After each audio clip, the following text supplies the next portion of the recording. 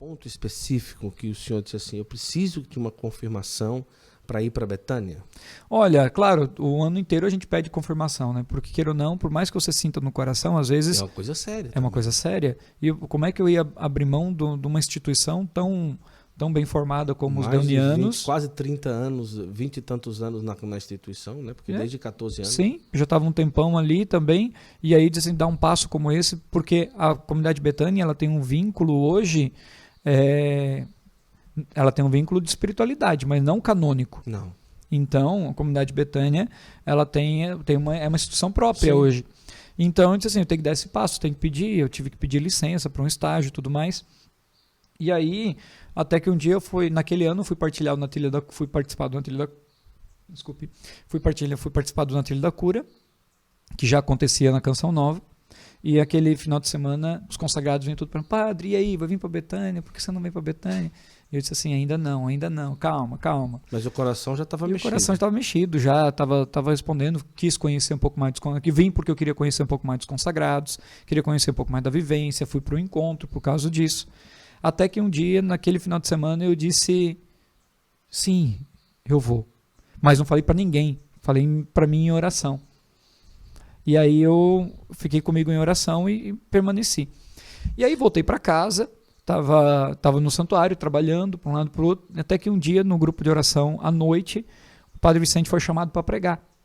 Só que eu não podia estar no grupo de oração porque eu tinha missa no mesmo horário do grupo na comunidade Nossa Senhora do Rosário na época, hoje paróquia Nossa Senhora do Rosário. E aí eu cheguei, acolhi o Padre Vicente lá em casa, tomamos um café, levei ele para o grupo de oração e de lá eu disse, você conduz o grupo aí agora porque eu vou para a missa. Aí eu fui, celebrei a missa Nossa Senhora do Rosário e o Padre Vicente ficou pregando. Ele fala pouco, né? Então deu tempo de eu celebrar a missa, voltar e chegar no meio da pregação.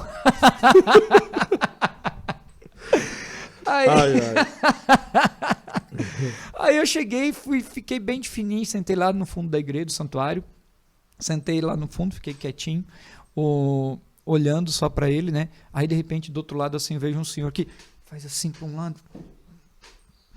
apontou para mim, eu fiquei quietinho, disse, não, vai atrapalhar a pregação dele, né? Porque uma das coisas que irrita é a pessoa ficar circulando enquanto tá pregando, né?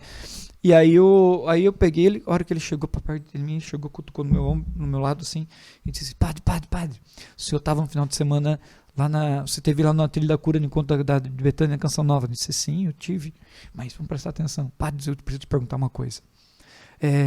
O senhor vai para Betânia? Não falei nada. Padre, o senhor encontrou o Monsenhor Jonas? Porque naquela época já o Monsenhor Jonas já estava recluso, né? Era difícil acesso com ele. E eu não falei nada. Daí ele percebeu que eu não quis responder. Aí ele disse assim, padre, não precisa me dizer nada, eu vou te contar o que aconteceu. Eu estava assistindo TV, eu estava deitado na cama, assistindo a Canção Nova, estava na hora da missa. Eu vi o senhor lá, eu comecei a rezar. E eu comecei a rezar para o senhor. E estava rezando em línguas e de repente eu adormeci. E nesse adormeci, eu tive um sonho. O senhor estava diante de um grande mar, de um grande lago, e de repente apareceu o senhor Jonas diante do senhor, ele olhou nos seus olhos. Uma pergunta que ele fez para mim, o senhor Jonas olhou nos seus olhos? Nossa. Aí disse assim, o senhor Jonas, daí eu não respondi, né? Aí ele disse assim, o Monsenhor Jonas olhou nos seus olhos, bateu no seu ombro e disse assim, meu filho, está na hora de você vir. Está na hora de você vir. E aí, de repente, apareceu alguém por detrás, bateu no ombro do Monsenhor Jonas, antes do senhor responder, disse assim, não se preocupe, já estou cuidando disso. E é esse que estava falando aqui na frente. E aí... Que era o Padre Vicente. E aí, no sonho dele, né? E aí eu disse assim, eu tive a confirmação que eu precisava, porque eu fui para o encontro na Trilha da Cura, eu encontrei o Monsenhor Jonas, ele olhou nos meus olhos, fez a pergunta para mim se eu tinha vontade ou não de ir, e rezou por mim, com imposição de mãos naquele dia. Então era a confirmação que eu precisava, para poder dizer assim, não, é uma obra de misericórdia do coração de Jesus e que Jesus está me querendo lá. Então eu não posso mais dizer que não. E aquilo começou a me inquietar, e eu estava... Eu já sou um pouco ansioso de certa forma, né, hiperatividade, e aí eu começou a me inquietar, e eu disse, eu não posso mais ficar, eu tenho que ir, e fui discernindo, pedi, e assim, tinha uma certa resistência, porque muitos queriam partilhar, queriam que eu fosse contribuir na paróquia, queriam que eu fosse... Então eu disse assim, meu Deus, quando eu falar isso, eu vou uma encrenca com muita gente. Sim. E eu já ficava meio assim, né? E aí, quando foi engraçado que outra confirmação que me veio, toda vez que eu partilhava com os meus colegas padres, eu já ia esperando, tipo assim, já ia pronto para levar. Água fria, né? Não, já ia com, tipo assim, com o couro meio cozido, já esperando para poder ver a lambada, né? E já com a metralhadora na ponta da língua, se precisasse falar alguma coisa, não ficar por baixo, né? E aí Deus ia me dando cada tombo, porque toda vez que eu partilhava, eles entendiam a mão, abriam um sorriso. Cara, que bom, cara. Era isso que você gostaria mesmo, né? Acho que era isso que Deus estava pedindo para você mesmo. Vai ser feliz. Vai ser feliz, meu filho. Nós vamos estar juntos. Você continuará sendo nosso irmão. Um ou outro, claro, que se reservou. Mas para mim, o fato... Tinha um padre... Eu não vou falar o nome dele, mas que ele na congregação... Não tem problema, pode falar. O Santo Flor tem pouco acesso, né? Tem um padre que ele era na congregação, assim, ele era visto como alguém muito carrancudo, muito fechado, assim, e tal. Mas comigo ele nunca foi. Eu nunca pude falar nada dele. Que ele era meio grosso, da descendência alemã e tudo mais e tal. Opa, já tá dando spoiler, então, né? O pessoal vai saber, o pessoal da congregação vai saber. E mais de idade, ele tinha ido lá para Joinville, porque lá em Joinville tem um hospital de olhos, referência nacional. O Sadalamin, ele é referência nacional e ele foi lá para fazer um exame e tal. E ele chegou lá e já tinha saído do nome. Aí eu, tipo assim, nós estávamos na roda conversando, ele chegou do meu lado assim e eu fiquei meio de ladinho Durão, assim, né? porque eu já sabia que vai vir, né? Ele chegou, bateu do meu lado, eu disse, boa tarde, padre, virei. Ele cutucou de novo. Saiu ali essas transferências, né? Saiu.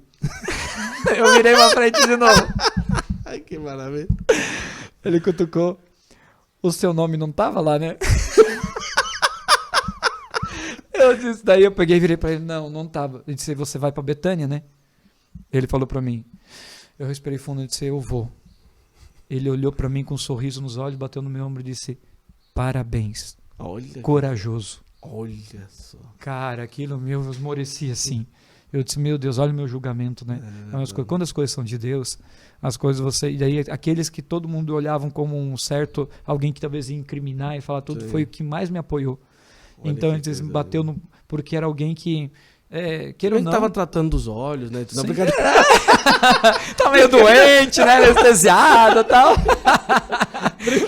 Amigo da onça, como diria a Camila. Brincadeira. Imagina.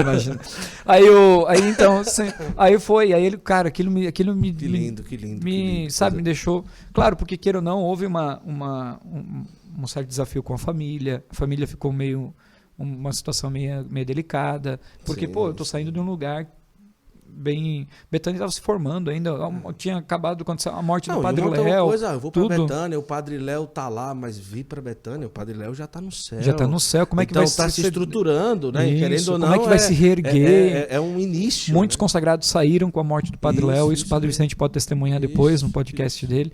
E aí então muitas pessoas saíram da comunidade, então como é que isso vai se configurar, como é que vai ser? Porque daí, queira ou não, tem toda uma questão, né? Por exemplo, lá em Joinville eu tinha meu salário, eu tinha minhas segurança possível. Aqui não, em Betânia não tem o salário, aqui em Betânia a gente não tem, a gente revive da providência como um todo. Por exemplo, a previdência social, essas coisas são coisas que a gente não consegue ainda hoje prever, porque a gente acredita na providência. E a gente tenta fazer jus diante daquilo que é a nossa fé. Aí, claro, toda a colaboração da família, a colaboração daqueles que estão à nossa volta. Nunca faltou nada, graças a Deus. Nunca faltou nada. Nunca tivemos em grande excesso. Mas a gente nunca faltou nada. Claro, por isso que a gente faz as campanhas, por isso que a gente pede, por isso que a gente vai para poder. Mas a gente pede não para nossa gratificação, a gente pede por causa da obra.